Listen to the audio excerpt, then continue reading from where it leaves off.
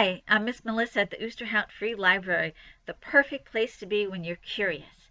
Rereading Charlotte's Web made me curious about spiders, and I found out there's more than 40,000 species.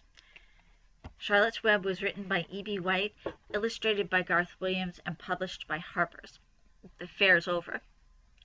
Charlotte and Wilbur were alone. The families had gone to look for Fern. Templeton was asleep. Wilbur lay resting after the excitement and strain of the ceremony. His medal still hung from his neck. By looking out of the corner of his eye he could see it. "Charlotte," said Wilbur after a while, "why are you so quiet?"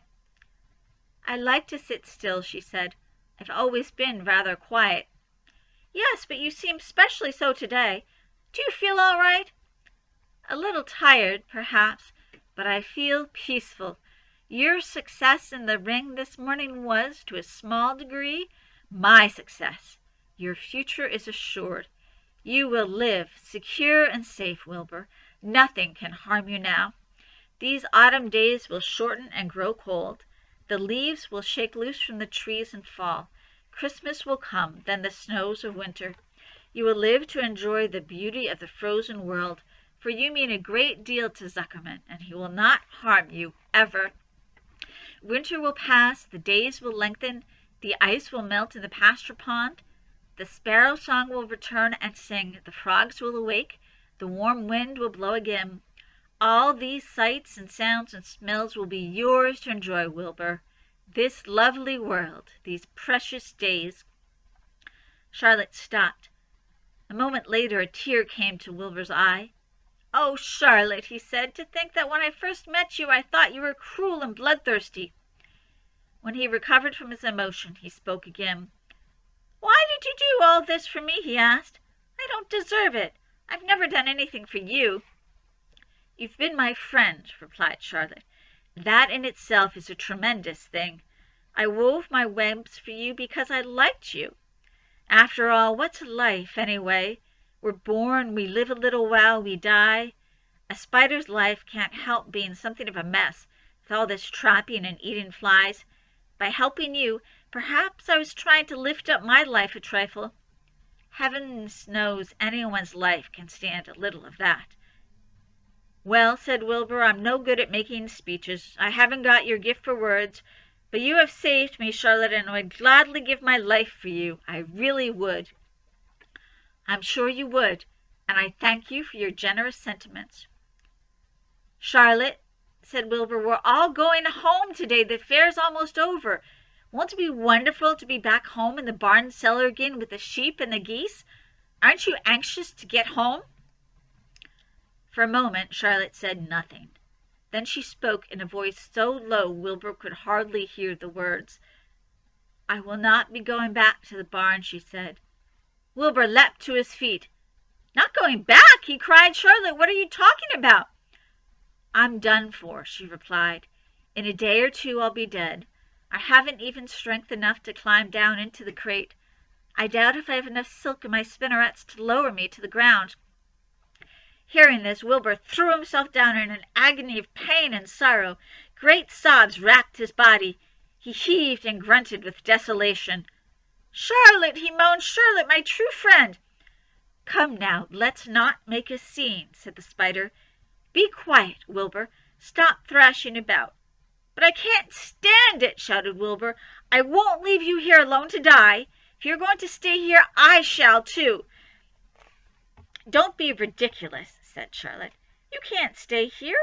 Zuckerman and Lurvy and John Arable and the others will be back any minute now, and they'll shove you into that crate, and away you'll go. Besides, it wouldn't make any sense for you to stay. There would be no one to feed you. The fairgrounds will soon be empty and deserted." Wilbur was in a panic. He raced round and round the pen. Suddenly he had an idea. He thought of the egg sack and the 514 little spiders that would hatch in the spring.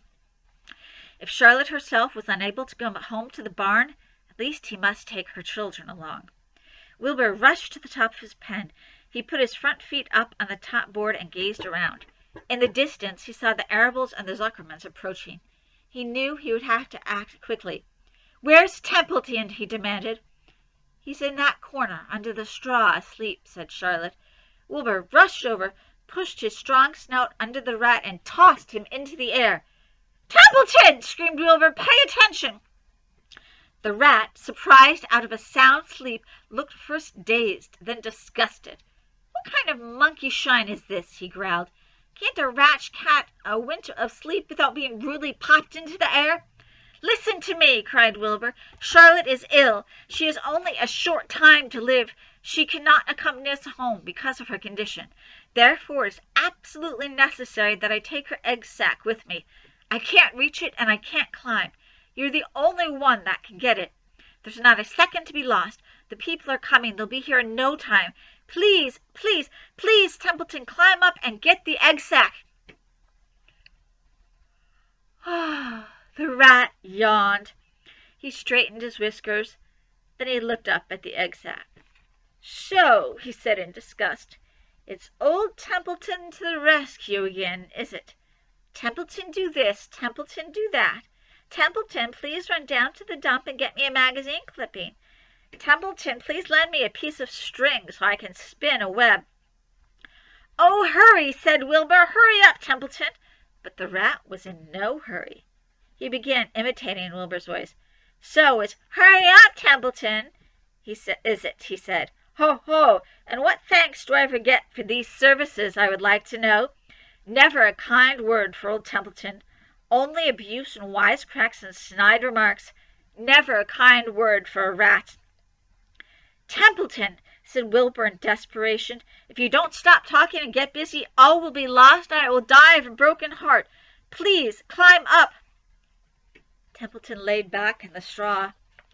Lazily he placed his forepaws behind his head, crossed his knees in an attitude of complete relaxation. "Die of a broken heart," he mimicked. "How touching! My, I notice it's always me you come to when in trouble. I've never heard of anyone's heart breaking on my account. Oh, no, who cares anything about old Templeton?" "Get up!" screamed Wilbur. "Stop acting like a spoiled child." Templeton grinned and lay still. "Who made a trip after trip to the dump?" he asked. "Why, it was old Templeton. Who saved Charlotte's life by scaring that Arable boy away with a rotten goose egg? Bless my soul, I believe it was old Templeton." "Who bit your tail and got you back on your feet this morning after you fainted in front of the crowd?" "Old Templeton." "Has it ever occurred to you that I'm sick of running errands and doing favors? What do you think I am, anyway? A rat of all work?" Wilbur was desperate.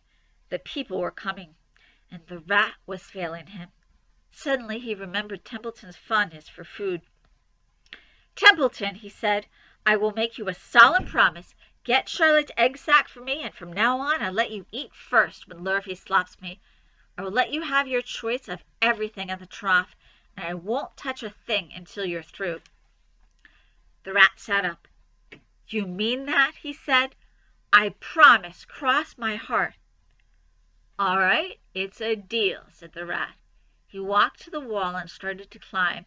His stomach was still swollen from last night's gorge. Groaning and complaining, he pulled himself slowly to the ceiling. He crept along until he reached the egg sack. Charlotte moved aside for him. She was dying, but she still had strength enough to move a little. Then Templeton bared his long, ugly teeth and began snipping the threads that fastened the sack to the ceiling. Wilbur watched from below. "Use extreme care," he said. "I don't want a single one of those eggs harmed." "This does stick to my mouth," complained the rat. "It's worse than caramel candy." "This stuff sticks in my mouth. It's worse than caramel candy," is what he said. But Templeton worked away at the job and managed to cut the sack adrift and carried it to the ground, where he dropped it in front of Wilbur. Wilbur heaved a great sigh of relief. "Thank you, Templeton," he said. "I will never forget this as long as I live." "Neither will I," said the rat, picking his teeth. "I feel as though I've eaten a spool of thread. Well, home we go." Templeton crept into the crate and buried himself in the straw. He got out of sight just in time. Lurvy and John Arable and Mr. Zuckerman came along at that moment, followed by Mrs. Arable and Mrs. Zuckerman and Fern and Avery. Wilbur had already decided how he would carry the egg sack. There was only one way possible. He carefully took the little bundle in his mouth and held it there on top of his tongue. He remembered what Charlotte had told him, that the sack was waterproof and strong. It felt funny in his tongue and made him drool a bit. And of course he couldn't say anything. But as he was being shoved into the crate, he looked up at Charlotte and gave her a wink. She knew he was saying goodbye in the only way he could, and she knew her children were safe. "Goodbye," she whispered. Then she summoned all her strength and waved one of her front legs at him. She never moved again. Next day, as the Ferris wheel was being taken apart and the race horses were being loaded into vans, and the entertainers were packing up their belongings and driving away in their trailers, Charlotte died. The fairgrounds were soon deserted. The sheds and buildings were empty and forlorn. The infield was littered with bottles and trash. Nobody of the hundreds of people that had visited the fair knew that a great spider had played the most important part of all. No one was with her when she died. And so Wilbur came home to his beloved manure pile in the barn cellar. His was a strange homecoming. Around his neck he wore a Medal of Honor. In his mouth he held a sack of spider's eggs. There was no place like home, Wilbur thought, as he placed Charlotte's 514 unborn children carefully in a safe corner. The barn smelled good. His friends, the sheep and the geese, were glad to see him back. The geese gave him a noisy welcome. Congratulations, they cried. Nice work. Mr. Zuckerman took the medal from Wilbur's neck and hung it on a nail over the pig pen where visitors could examine it. Wilbur himself could look at it whenever he wanted to. In the days that followed he was very happy. He grew to a great size. He no longer worried about being killed, for he knew that Mr. Zuckerman would keep him as long as he lived. Wilbur often thought of Charlotte. A few strands of her old web still hung in the doorway. Every day Wilbur would stand and look at the torn, empty web, and a lump would come to his throat. No one had ever had such a friend, so affectionate, so loyal, and so skillful. The autumn days grew shorter. Lurvy brought the squashes and pumpkins in from the garden and piled them on the barn floor where they wouldn't get nipped on frosty nights. The maples and birches turned bright colors, and the wind shook them, and they dropped their leaves one by one to the ground. Under the wild apple tree in the pasture, the little apples lay thick on the ground, and the sheep gnawed them, and the geese gnawed them, and the foxes came in the night and sniffed them. One evening, just before Christmas, snow began falling. It covered the house and barn and fields and woods. Wilbur had never seen snow before. When the morning came, he went out and plowed the drifts in his yard for the fun of it. Wilbur and Avery arrived dragging a sled. They coasted down the lane and out onto the frozen pond in the pasture. "Coasting is the most fun there is," said Avery. "The most fun there is," retorted Fern, "is when the Ferris wheel stops and Henry and I are in the top car and Henry makes the car swing and we can see everything for miles and miles and miles." "Goodness, are you still thinking about that old Ferris wheel?" said Avery in disgust. "The fair was weeks and weeks ago." "I think about it all the time," said Fern, picking snow from her ear. After Christmas, the thermometer dropped to 10 below zero and cold settled on the world. The pasture was bleak and frozen. The cows stayed in the barn all the time now, except on Sunday mornings when they went out and stood in the barnyard in the lee of the straw pile. The sheep stayed near the barn, too, for protection. When they were thirsty, they ate snow. The geese hung around the barnyard, the way boys hang around a drugstore, and Mr. Zuckerman fed them corn and turnips to keep them cheerful. "Many, many, many thanks," they always said when they saw food coming. Templeton moved indoors when winter came. His ratty home under the pig trough was too chilly, so he fixed himself a cozy nest in the barn behind the grain bins.